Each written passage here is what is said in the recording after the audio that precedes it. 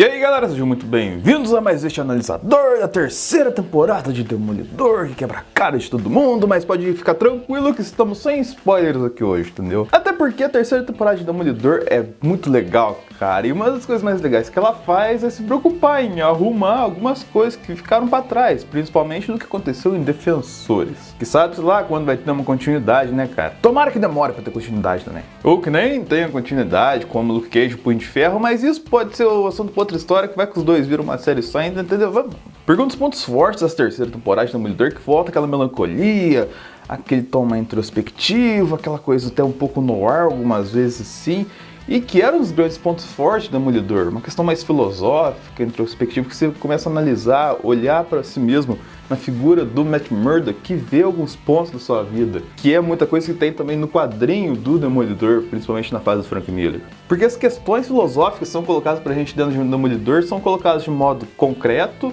palpável, visível pra muita gente, de modo claro, sem colocar muita enrolação, igual eu tava colocando nas últimas séries Netflix, colocando trocentas coisas que fugiam do plot principal da série pra colocar novas coisinhas pros fãs de super-heróis. E trouxe aquela questão que foi muito sucesso lá na primeira temporada, que é a questão de colocar um fato pra você aqui, que você vai querer logo saber por que aconteceu lá na frente, entendeu? A questão de amarrar um episódio no outro. Aqui dá vontade de você maratonar Demolidor vários episódios de uma vez, uma pancada só. Algo que tinha se perdido não só nas séries da Marvel e Netflix, quanto todo da Netflix, entendeu? Que é uma demonstração de quando você faz certo uma parada, quando você faz bem feito uma parada, ela vai executar e vai rodar naturalmente. Isso tudo só ajuda a beneficiar mais o tom no ar da HQ do Frank Miller, principalmente da queda de Murdock, assim.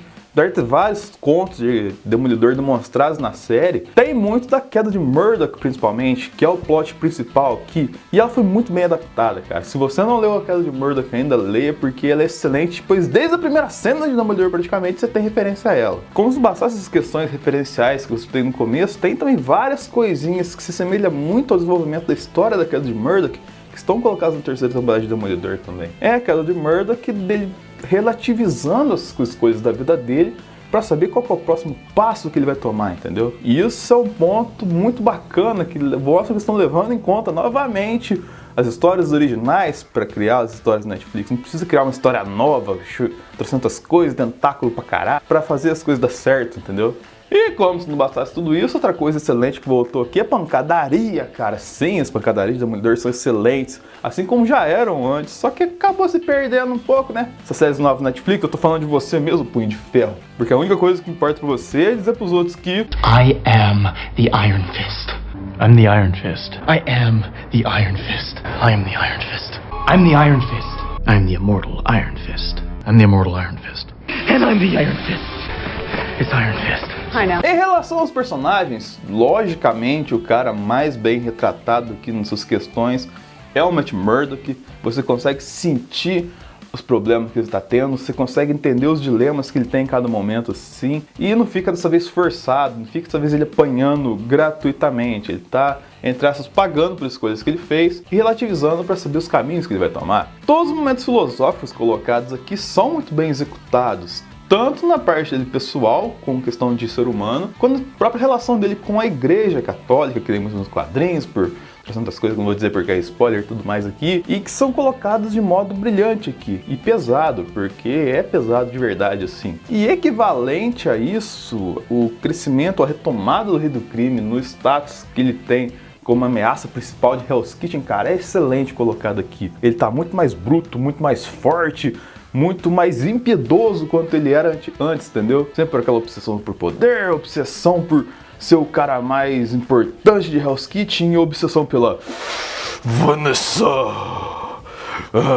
E o Fog também volta aqui, é colocado de modo sincero em relação à proposta do Fog mesmo. Dão até o background que é aceitável, que é colocar a família do Fog ali na história e ajuda a gente a entender bastante do personagem. E falando em entender o personagem, a gente tem aqui uns personagens que foi pra mim um grande ponto positivo da série. A Karen Page. Pois nessa série a gente tem algumas explicações sobre o passado da Karen que faz a gente entender muita coisa sobre o que aconteceu com a Karen Page ao longo dessas últimas séries da Netflix, desde as participações especiais dela lá no Justiceiro, tudo mais assim, que a gente não entendia às vezes algumas coisas que ela fazia. Nossa, ela é um deus ex-machina perfeito das séries. Aqui a gente tem uma explicação melhor, que ajude a entender por que ela às vezes sabia coisas que a gente não fazia a menor ideia que ela podia saber, que ajudava em coisas que a gente não fazia a menor ideia que podia ajudar. O porquê disso? Porque a gente mostra o passado de Karen Page e mostra o passado pesado que ela tem. Isso também é uma coisa que tem lá na queda de Murdoch, que mostra que o passado da Karen Page é uma coisa bem pesada e que atrapalha ela nas questões de futuro, nas escolhas de futuro dela, entendeu? E ajuda a construir, a dar uma profundidade ao personagem que às vezes a gente olhava assim e não via tanto peso assim. Por que ela faz isso? Por que ela tá indo atrás de uma coisa, de um perigo que ela não precisava? E no meio de toda essa galera, o que faltava às vezes em aspectos heróicos ou em aspectos vilanescos eram colocados no personagem do agente Nadine, que era um agente da FBI, que fazia parte de todas as paradas lá e tudo mais. Ele, você tinha hora que você olhava assim, cara, por que esse cara tá fazendo isso? Então por que ele tá em tal posto assim? E ao desenvolvimento dos episódios, desenvolvimento do roteiro dos episódios, você consegue entender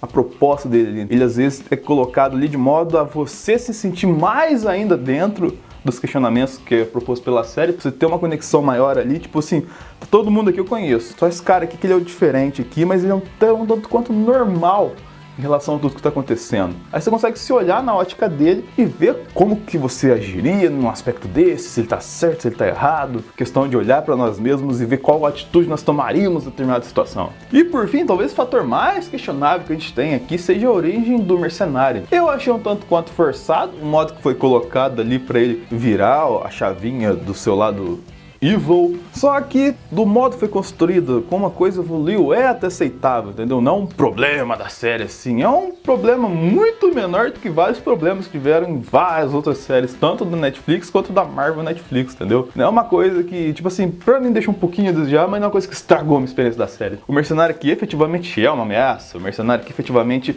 é um cara que você tem medo dele, não um cara que faz um clipe de papel e joga na testa dos outros, né?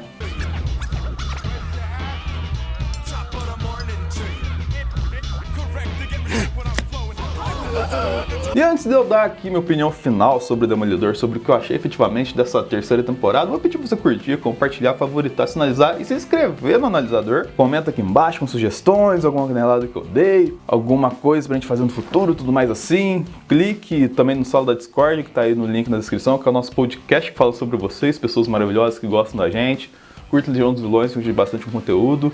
E efetivamente o que eu achei dessa temporada de Demolidor, cara? Eu achei que mostrou uma evolução que a Netflix estava prometendo com a gente várias séries dela, só que nunca entregava. Conseguiu entregar aqui. Só que eu achei um pouco, vamos colocar, entre aspas, repetitiva a estrutura dessa temporada com a estrutura da primeira temporada. Não é nada que estrague, assim, a experiência que você vai ter assistindo o Demolidor dentro da proposta que ela quer ter, só que às vezes te deixa um pouco previsível. Mas isso, como eu já disse, não é um problema, não estraga sua experiência, porque consegue trazer de novo o arco heróico, o arco brilhante que fez todo mundo gostar de Demolidor na primeira temporada. E que simplesmente ajuda o Demolidor a seguir, ainda assim, ainda apanhando pra caramba de defensores, de trocentos heróis de Hell's Kitchen que tiveram séries merdas aí, como a melhor série de super-heróis atualmente. Com um clima pesado, com um clima que você olha assim e fala, eu acho que isso é demais pra mim, tem coisas aqui, mas é colocar de modo coerente e de modo a fazer você continuar gostando de Demolidor, entendeu?